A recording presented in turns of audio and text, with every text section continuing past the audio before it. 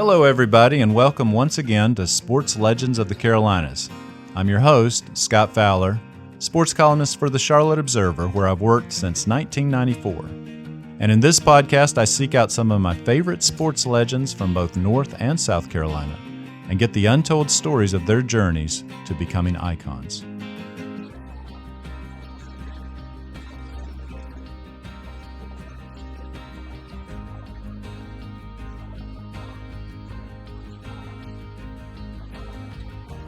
This week, I'm thrilled to welcome former Clemson head football coach, Danny Ford. Danny and his wife live in a farmhouse in the small town of Central, South Carolina, only about 8 miles from Clemson. That's where Ford became the youngest football coach ever to win a national championship when he was just 33 years old, back when the Tigers won it all in 1981. Now 74, Ford is a full-time farmer, growing all sorts of vegetables as well as hemp as part of a pilot program run by the state of South Carolina. We recorded this conversation at Ford's kitchen table, and afterward he sent me and our visual journalist, Jeff Seiner, home with more than a dozen of what turned out to be the best cucumbers I've ever eaten. But without any hemp, in case you were wondering. In our interview, Ford talked about his very first game as Clemson's head coach, better known as the day Buckeyes legend Woody Hayes punched a Clemson player on the sideline. Ford told me all about Clemson's stunning 1981 title run and why he chose to walk away from the college football game at the age of 50. All that is next with Danny Ford on Sports Legends of the Carolinas. Danny, welcome to the show. Thank you, Scott. Appreciate y'all being here. Glad to have y'all in the Ford household. Well, we're honored to be here. Let's start off because I think people are always entranced by the idea that you really did become a farmer, basically. Tell me what you've kind of been doing for the last 20 years. Golly, it's unbelievable that it seems like it hadn't been 20 years since I've been out of football, but it has. After I left Arkansas and came back to the farm, you know, I've done a little bit of everything just to try to stay busy and stay in shape. And I was in the middle of a age crisis of too old to start all over and not old enough to quit. And what do I need to do? And so I've always liked the farm, and the farm was part of me being at Clemson at one time through contract, and how I got the farm was through my contract with Clemson, and so I knew I was going to come back here and be on the farm. But we've done a little bit of everything as far as following high school kids in high school rodeoing when my son was in that, and him going off to college and trying to do that in college, and then grandchildren going and living in Texas, going out and seeing them and bringing them to the farm every year for a couple of weeks, and just going into the hemp business, which was 4 or 5 years ago, which was new and something that, again, my son talked me into, and I didn't know much about it. And now we're just staying busy. We're trying to raise vegetables in a greenhouse because we've got the space to do it, and learned a lot about cucumbers and about zucchini that I didn't know. So, and I guess the older you get, the more you try to the more you become interested in different things that you've never done. You want to learn more. I think it's, from my experience, as you age, and I'm 74, so I'm aging pretty good, and you're running out of time.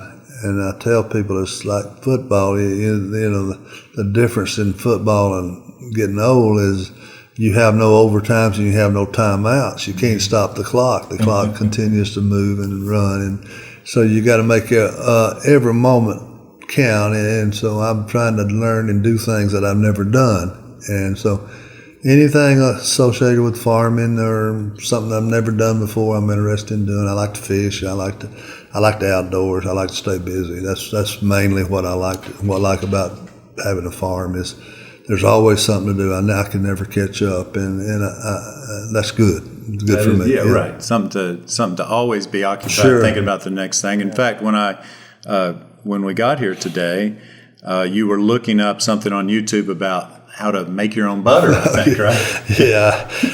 Well, I read several different things every morning to see what happened while I was asleep. Watching something reading something, an article the other day is how to make butter, and they had a little YouTube film on it. It was, you just pour cream in this blender and start blending it, and then you start wiping down the side, and you squeeze the buttermilk out of it, supposedly, and throw it in some ice, and then you got butter. Well, there you go. And so I grew some garlic, and I got some herbs around, so I'm gonna make me some kind of butter and put something that you can't buy at the grocery store. So. And you have horses and cattle here. How many of each, or roughly? Do you have? We've had all the different numbers, but we've sold down. And one thing, which it used to be, and this has to do with age again. And when it used to be, it was just as easy to feed 50 animals as it was to feed 10, because you got to get up and do it, and you got the ground, you got to cut hay, and you got to prepare for all that through the winter. But as you get older, it might be just as easy to feed 50, but you don't want to be out in that cold weather and that hot weather, and you don't want to cut as much hay as you've been cutting. So we're down to probably, I think we're somewhere in the 50 to 60 range of cows, and I want farming to be easy, and farming is never easy, because there's always a problem. There's always a breakdown. There's always a tear up. There's always something to do. So, but I'm trying to figure the easiest way to farm, and there's not an easy way. But so anyway, we keep enough to keep the grass down, and we've taken them and slaughtered them and sold them for beef to people and stuff like that. We kill our own beef and enjoy that part, because we have good food, and I mean it's a lot better than going to the grocery store. You know what you eat, and you know what you got, and you know what you're feeding. So there's a lot of benefits to it, but you just can't grow to like nothing, because nothing lasts around here. Yeah. Do you name the cattle? No. I used to put numbers in their ears and try to keep their calves marked with who they were, and now just let them run free. They're sort of like me. They just wander around from place to place. Well, speaking of farming and football and some of the similarities, what you said struck me, because isn't that like coaching a football game, though? Something always goes wrong. So there's always somebody got hurt, you don't win a lot of games 45-0. You're adjusting on the fly. Is it similar to coaching a football game? I think it's similar if you're an assistant coach, because you've got a job to do, you got a responsibility, you got a certain area of the team that you're responsible for to get ready to play. As a head football coach, you always got somebody to get on to or fuss at. As a farmer, when you mess up, it's your fault. If you tear a tractor up, you did it. If you get stuck, I got stuck, and I have to call my son to pull me out, and he's raising his cane because I can't stay out of the ditch, out of the hose, and getting in the fence and stuff like that. I said, boy, if you just pull me out one more time, I swear I won't do no more work today.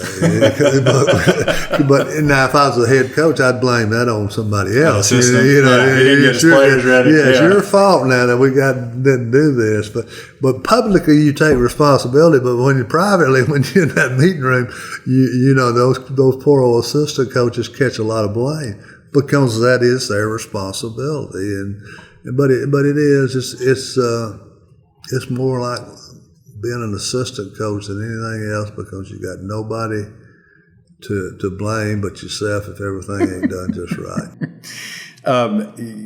For those who had not, some people listening to this won't have seen you coach a game live at Clemson or at Arkansas. So describe to me what your coaching style was like. Well, we played at Alabama, and we're taught by Coach Brown, who, personally, he as a head football coach, when I was playing, he was an older gentleman too. Now in his younger years, he was a football coach through and through. In his older years, he was more like a CEO, and he was sort of like his coaches do the coaching, and he was over them, and he could get on to them like I was talking about earlier if they didn't play well. But he believed that you won football games with a great kicking game because you could score more points in a kicking game than you could offensively or defensively. But anyway, that was it. I mean, you have a great kicking game, you play great defense, and you don't lose a football game on offense. You don't throw interceptions. You don't have turnovers. You don't have penalties. But you, just like farming, something always tears up. Yeah, nothing's always perfect. When you're dealing with 22 human beings on the football field, 11 at each side of the ball at different times, and you're not going to get 11 people working together exactly the way you want. Ran the ball a lot more than threw it. Yeah, right? Yeah. I've been Coach Bright. I mean, I don't know if he said it or somebody said it, but back then, and he even had Joe Namath and Stabler, Kitty Stabler and Pat Trammell. I mean, he had some great quarterbacks at Alabama. Bay Pirelli was a quarterback for him at Kentucky and Maryland. And a bunch of NFL guys. Yeah, a bunch of guys that could throw the football. But, he always said there's 3 things that go wrong with throwing the football, 2 of them are bad. Yeah. So I don't know if he invented that saying or whoever did it, but, I mean, here he's got that kind of people playing for him at quarterback, and I got these pretty good quarterbacks, and he got these pro quarterbacks, right. And he doesn't like to throw the quarterback, so I'm going to listen to his teaching pretty good, yeah. You were speaking about Bear Bryant, and I'm sure some people forgotten that you actually played for him, and you were a tackle, offensive tackle? Yeah, what position were you? My claim to fame at Alabama, if I have one, is, I was captain, and I did make all academic SEC, but that people question that and what I majored in. But anyway. Which was what? Industrial education. I told the people at Alabama, they said, "What you want to major in?" I said, "Well, I want to be a veterinarian." They said, "Well, you should have went to Auburn."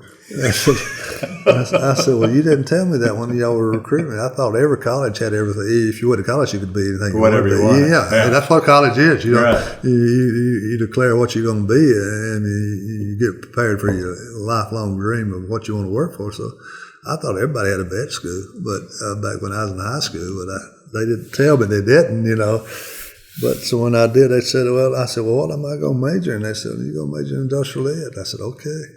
That's it. So what was your claim to fame at Alabama? Oh, my claim to fame at Alabama, I went as a wide receiver. I was too slow. They moved me to tight end my first year back then, freshman teams. And eligible, and you could only play 3 years. You had 4 years to play 3. So my first year I was a tight end, and my claim to fame was I was the second leading receiver at Alabama in 1967 as a tight end, and the sticking point about that is that we had a guy named Dennis Holman and Ken Stabler was quarterback, and Stabler and Holman were just fantastic athletes and players, and I think Dennis Holman probably had 58 catches. I had 10, and everybody else had 9 and 8 and 7. So even though I had one more than most of them, about 7 or 8 different players, you were 50 behind I'm saying I'm second. I'm number 2. There you go. And then you moved to. Eventually, you became an offensive lineman. Then we became. Well, we ran out of personnel, and we started moving people around, and I was moved to tackle, and then ended up playing there for 2 years. What was your height and weight? I was about 6'3" and a quarter, 6'3" and a half, I guess, 195. That's as big as I got in that. But that was a big man. I mean, a good sized man in the South playing football back then. Now the Midwestern guys were bigger, Nebraska and stuff like that, but because they were big bone, corn eating Midwestern people, but. a guy back in our day, if you were 6'3" or 6'4", 225 pounds, you were a big man. Really? I mean, that was a big man. Now these young men, you know, if your offensive line don't average over 300 pounds, you're small. You know, right? So you'd have a hard time playing. Well, I played against some pretty good people. I mean, I played against Ted Hendricks, who wasn't a bad player. Wow, and historic. Yeah, the big people back there, they were big guys back then, but they went on to play pro ball, and we played against some, you know, good sized men, but not no size men that they are today. I can't remember, Danny. Were those Alabama teams integrated yet, or were those all white teams? I mean, they had we were all white. Coach Bryant was being sued by the NCAA because of that, because we had no black athletes at that particular time. But after that, Pat Dye, who probably helped me get into college coaching, recruited a guy named Wilbur Jackson. He was our first African American at the University of Alabama. The perfect young man to be recruited. And then the second guy was John Mitchell. And John Mitchell is coaching with the Steelers today. And Coach Saban has just done something for Wilbur Jackson and John Mitchell this past spring. Nice. Made statues or something because they were first scholarship athletes. Yes. And John and I started coaching John started coaching in Alabama about a year after I did. But they were two fine gentlemen, and to start the integration of football at Alabama. We'll be back right after this.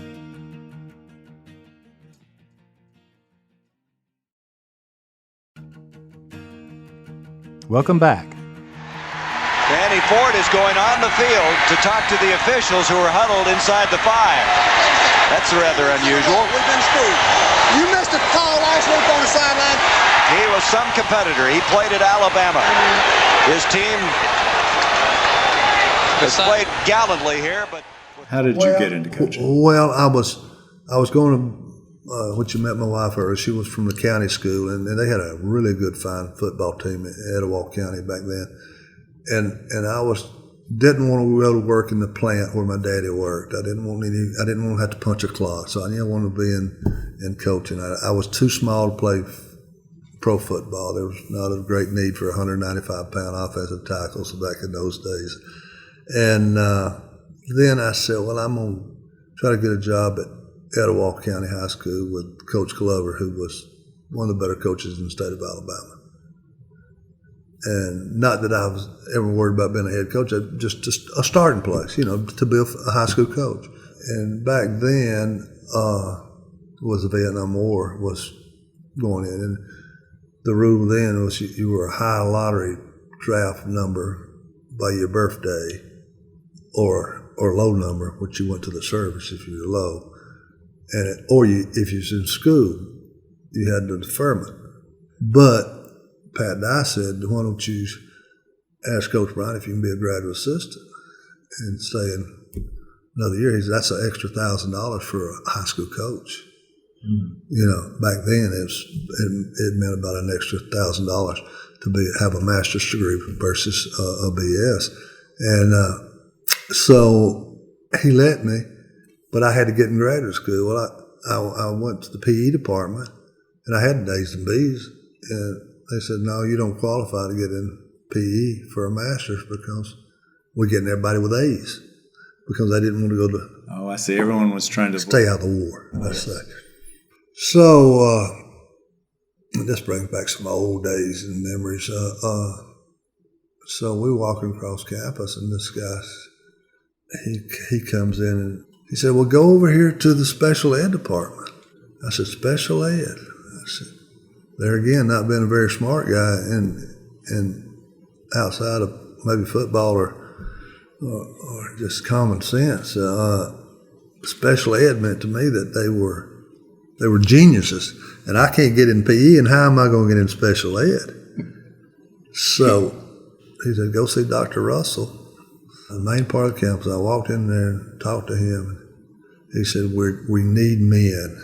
Special ed students got older the females had a harder time maybe controlling some of them because of their strength and ages at that time. And so they were dying for men. And no men were going into special ed at that particular time. And I didn't even know what special ed was. I'm still sitting here trying to figure out how am I going to teach these geniuses. And they were brilliant kids and genius kids. And it probably helped me, that major probably helped me, secondly, to coach right more than anything I did, been prepared to be a football coach. Because those kids never had a bad day. They were always happy. They might have had some problems, but they never had a bad day. And that taught me, wow, if you're healthy and you got a lot more going on than some people that are disadvantaged, and you can't suck it up and you can't overcome not near half what these children are doing, you know. So I never. That's why our players always thought I was mean or bad to them, because I never had any self-pity for them, because I'd already been through the worst thing you could go through and see children overcome, and that were always so happy and never complain. And here I got a kid complaining because it's hot, you know, or they're sweating or they want some water. Right. You know, I said, that you were too mean. No, I was too mean, or I was too hard on them or whatever. But we had convinced them that they worked harder and they were tougher, and you know, and we made football practice harder than playing. They like to play in the game. My teams at Clemson, I know at Clemson, and Arkansas was another story, but at Clemson, my teams loved to play in a football game because they didn't want to practice. But, you know, people don't understand about athletics and football or basketball. Certain schools have advantages and a chance to win over other schools. Our situation at Clemson was really, really good, but they recruited great players, and it made us a better coach and had better players. But we were in a situation at Clemson, and they talked about improving the stadium, building the stadium, and nobody in the conference was doing that at that particular time. So we became better facility-wise. You know, we had a great school situation. The weather was good. Well, just some built-in situations that a lot of, when we went to Arkansas and joined the SEC, now we were not ready for that. It was very much of a disadvantage to coach there before you even get to the players. You know, you can go recruit all Americans. You still ain't going to win there till you get facility-wise and everything else, because you can't continue the trend that you're going to have to do. And the people talk now about these new conference alignments and stuff, of whether they should go in this league, or should they stay in the same league. It's very much an advantage for Clemson to stay in the Atlantic Coast Conference. Stay in the ACC and dominate? Yes. Yeah. Or have a better situation than some of the other schools in the conference, just from natural advantages. And now you jump in the SEC, Big Ten, those people aren't going to slow down. So I've always said this, and I got no points I'm trying to prove to anybody or anything else, but there's no one in the ACC, maybe the exception would be North Carolina, if they wanted to. But nobody's going to spend $100 million on facilities. Boston College is not. Pittsburgh's not. Duke is not. North Carolina State maybe spend a little bit, but they're not going to spend that kind of money. Florida State may, you know. Now, everybody in the SEC, I just read an article the other day, Texas Tech is going to spend over $200 million on a football stadium. Wow. On facilities, and that's Texas Tech. Yeah, so there must be a lot of oil. A lot of money out there, you know. I think they got some really big donors. Thanks so much for listening to Sports Legends of the Carolinas. You've just heard the first half of our conversation, but there's much more to come. It's still, again, when you're running out of time on this earth, things change. I mean, at 30, you never think you're going to die. will I ever be 70 years old? Oh, 70's old. Now 70 is here. 74 is here. That ain't old. I feel good. Man, I'm looking for 100. I'm looking for 90. For that, please purchase a premium subscription to our show, exclusively on Apple Podcasts. And for video of these interviews, visit charlotteobserver.com/sportslegends. Hi, everybody, and welcome to the first ever Danny Ford Show. I'm Scott Fowler, and this is Sports Legends of the Carolinas. This show is produced by Jeff Seiner and Cotta Stevens, and the director of audio at McClatchy is Davin Coburn. For lots more content and to continue supporting this kind of work, please visit charlotteobserver.com/sportslegends and consider a digital subscription. Connect with me on Twitter at Scott_Fowler or by email at sfowler@charlotteobserver.com. And don't forget to subscribe, rate, and review wherever you listen to podcasts. And if you like what you hear, please share with a friend. See you next week.